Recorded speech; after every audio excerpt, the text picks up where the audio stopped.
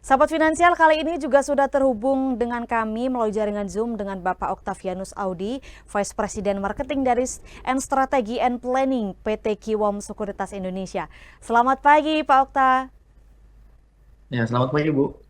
Pak Okta, pagi-pagi gini walaupun mendung ya Pak, enaknya kita ngobrolin soal kondisi pasar dan juga sekaligus memberikan rekomendasi supaya sahabat finansial bisa menentukan investasinya hari ini. Langsung saja menuju pertanyaan pertama Pak Okta, terkait dengan indeks harga saham gabungan yang berhasil mencatatkan penguatan tipis sebesar 0,04% ke level 7.083,28 pada penutupan hari Selasa sore kemarin. Dan meskipun indeks LQ45 justru terkoreksi 0,69%. Lalu bagaimana proyeksi Pak Okta terhadap IHSG hari ini usai kemarin menguat tipis Pak Okta?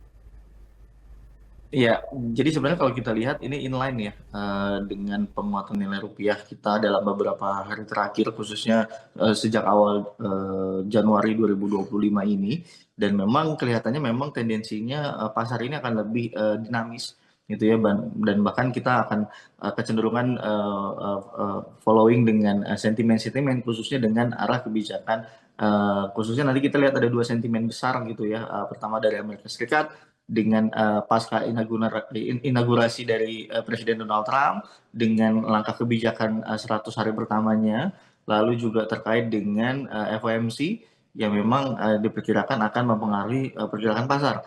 So untuk hari ini kami juga masih melihat kecenderungan pasar akan bergerak mix, gitu ya. Memang ada indikasi penguatan, tetapi memang relatively akan terbatas dengan resistennya saat ini adalah di level 7189. Harapannya memang besar harapannya pasar bisa melewati setidaknya 7.200 lagi gitu ya untuk bisa lebih tinggi lagi. Tetapi untuk saat ini ya kami akan melihat dan pasar juga akan menilai kecenderungan akan lebih hold dan lebih relatively fluktuasinya lebih pendek.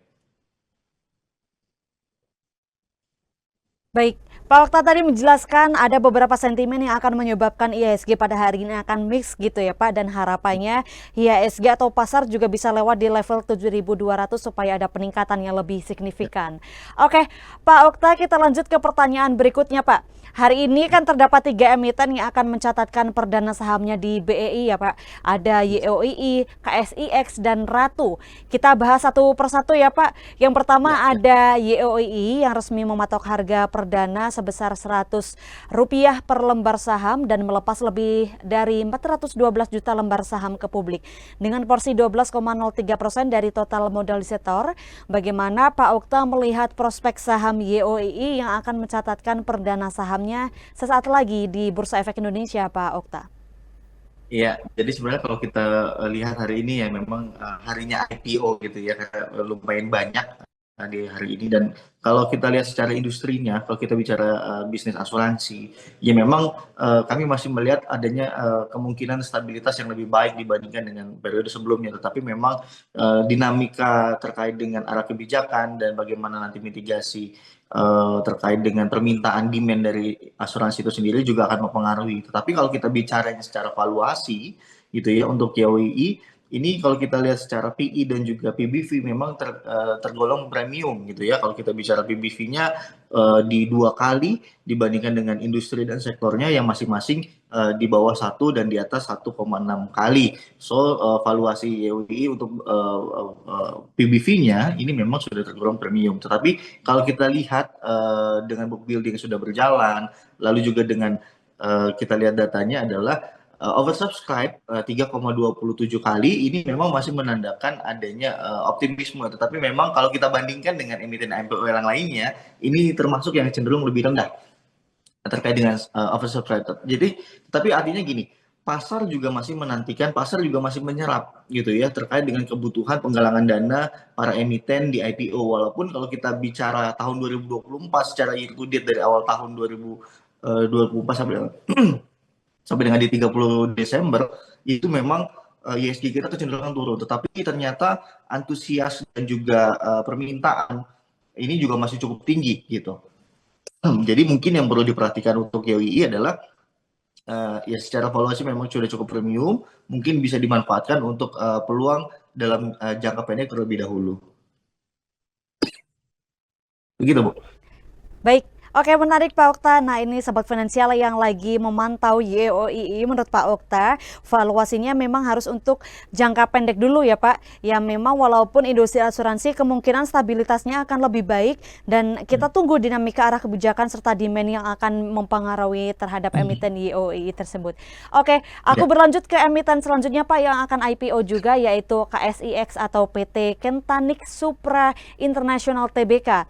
Kan memulai resmi debutnya di BEI dengan IPO sebesar Rp452 per lembar saham serta melepas 15% dari modal ditempatkan dan disetor penuh dari total dana IPO sebesar Rp144,9 miliar. Sekitar 59,42% juga akan dialokasikan untuk modal kerja. Lalu bagaimana Pak Okta melihat prospek emiten KSIX ke depannya Pak Okta? Iya, kalau kita bicara KCX ini memang juga sama gitu ya terkait dengan penyerapannya juga oversubscribe. Mungkin lebih baik dibandingkan dengan YOI gitu ya sampai dengan di 5 kali oversubscribe-nya. Dan kalau kita bicara industrinya secara properti real estate ini memang dengan kalau kita bedah lebih jauh lagi ya dengan revenue driver-nya dari penjualan KCX ini memang kecenderungan sektor properti itu sendiri juga akan masih terdapat insentif dari pemerintah dan memang ini sampai dengan di akhir tahun ya kami perkirakan juga masih akan menggeliatkan permintaan, menggeliatkan demand lagi. Dan kalau kita bicara properti gitu ya dengan backlog secara nasional sampai dengan 9,9 juta unit yang memang masih dibutuhkan, memang kami masih melihat industri properti ini memang masih akan menjadi salah satu yang cukup menarik gitu ya. Tetapi memang karena sensitivitas terhadap kebijakan suku bunga ini memang yang menjadi concernnya para investor gitu ya. Jadi walaupun kalau kita lihat ada insentif, tetapi memang kekhawatirannya suku bunga ini akan tertahan di level yang tinggi itu juga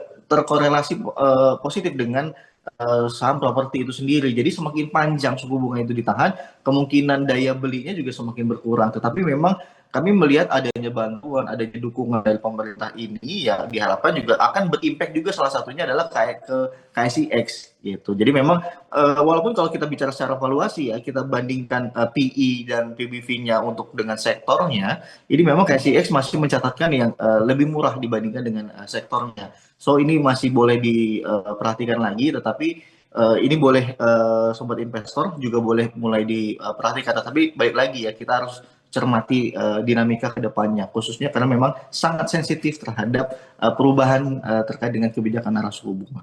Begitu, Bu. Oke, baik. Untuk KSIX, sahabat finansial yang perlu digarisbawahi menurut Pak Okta harus dilihat valuasinya gitu ya Pak, karena sangat terkoreksi terhadap sensitivitas apa ya, misalkan ada suku bunga yang meninggi atau segala macam gitu, karena properti kan sangat terpengaruh terhadap hal tersebut gitu ya Pak. Oke, kita berlanjut ke emiten Ratu nih Pak, anak usaha PT Rukun Raharja Tbk atau Raja yang terafiliasi dengan tokoh ternama yaitu Hapsoro ya Pak, dan akan resmi melantai di Bursa Efek Indonesia pada tanggal 8 Januari 2025. Dan dengan momentum ini bagaimana Anda melihat proyeksi saham Ratu Pak Okta? Iya, jadi memang Ratu ini salah satu yang cukup menarik gitu ya, dan cukup banyak diperbincangkan oleh para investor khususnya retail.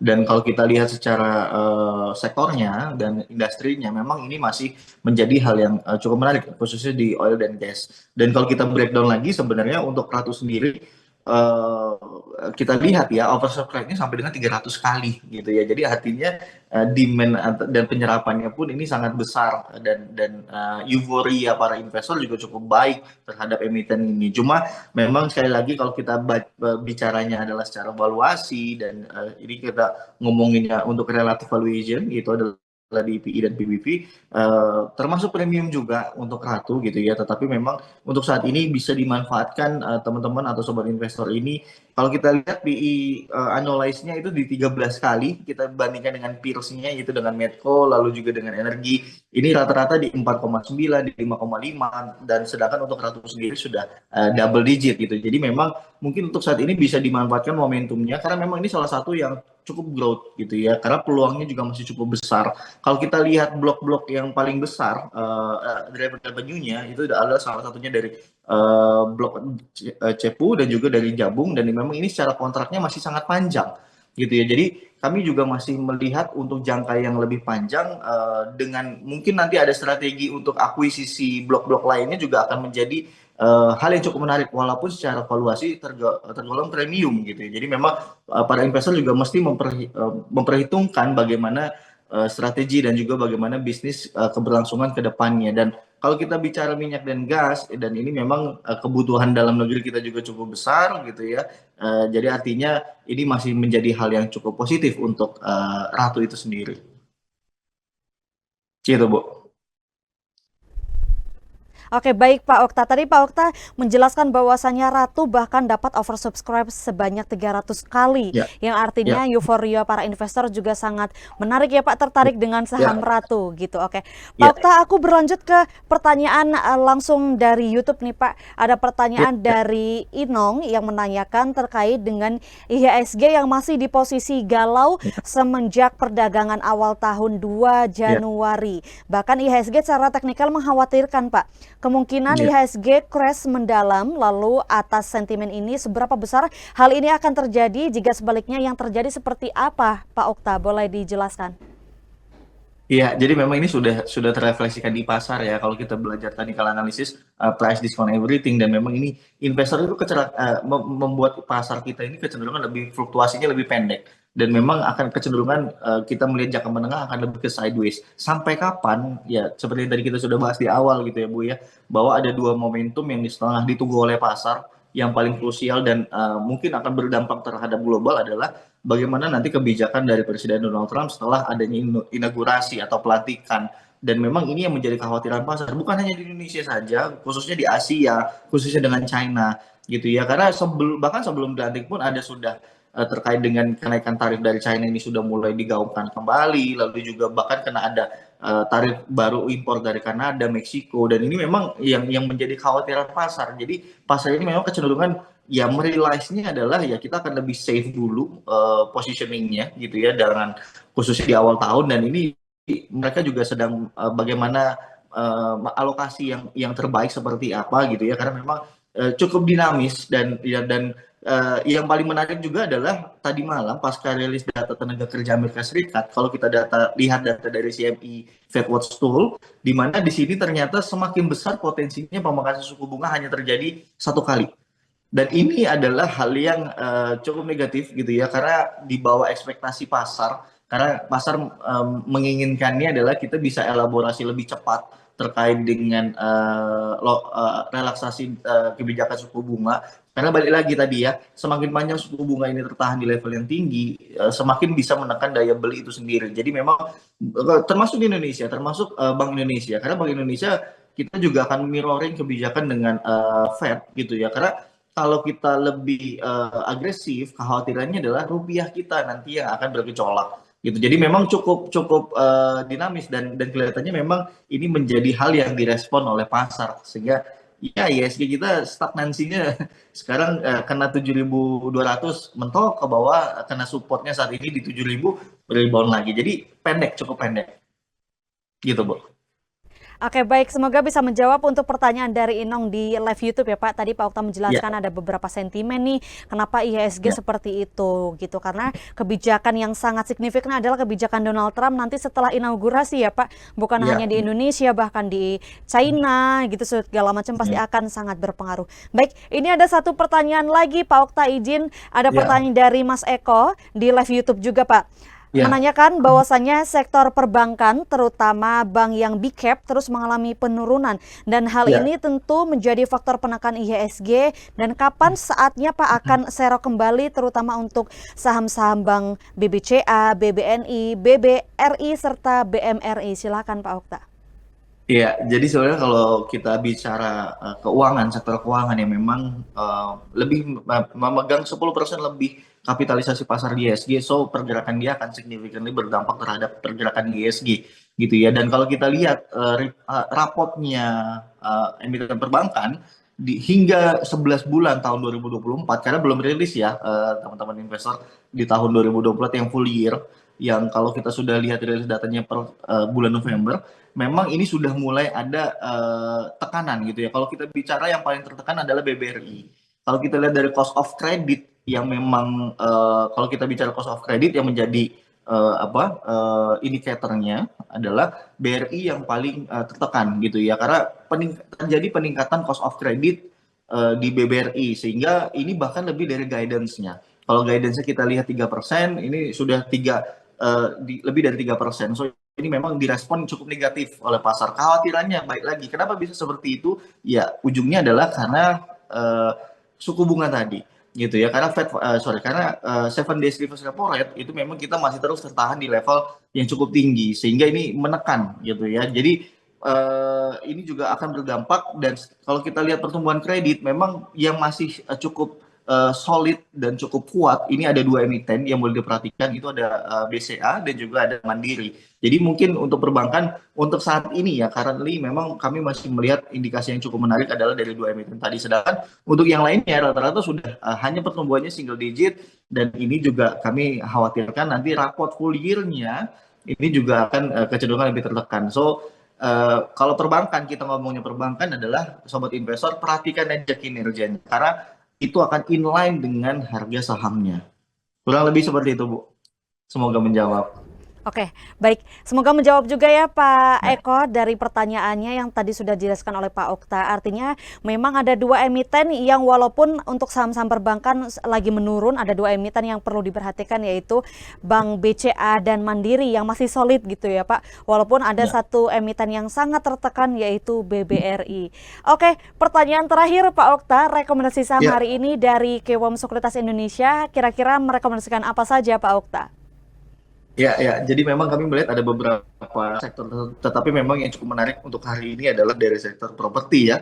Boleh diperhatikan hari ini SSIA dengan rekomendasinya masih spekulatif buy, jadi memang masih allocation-nya diperhatikan terlebih dahulu, dengan level targetnya atau resistennya adalah di level 1230 untuk SSIA, dan level support yang mesti dijaga adalah di 1040. Lalu yang kedua ada PANI dengan rekomendasi yang sama, spekulatif buy, resistennya adalah di 19.200, dan untuk support yang mesti dijaga adalah di 15.500. Mungkin 2 emiten ini yang bisa dimanfaatkan untuk perdagangan di pekan ini, khususnya untuk jangka pendek.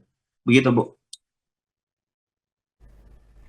Baik, itu dia proyeksi serta rekomendasi dari Kiwom Sekuritas dari Pak Okta. Ada 2 emiten yang bisa diincar ya Pak hari ini untuk jangka pendek, yaitu emiten SSI atau emiten properti serta PANI gitu, sahabat finansial. Baik, Pak Okta, terima kasih banyak atas informasi yang diberikan ya Pak. Semoga di lain kesempatan kita dapat berjumpa lagi. Pak Okta sehat selalu, selamat pagi, terima kasih. Terima kasih, Bu.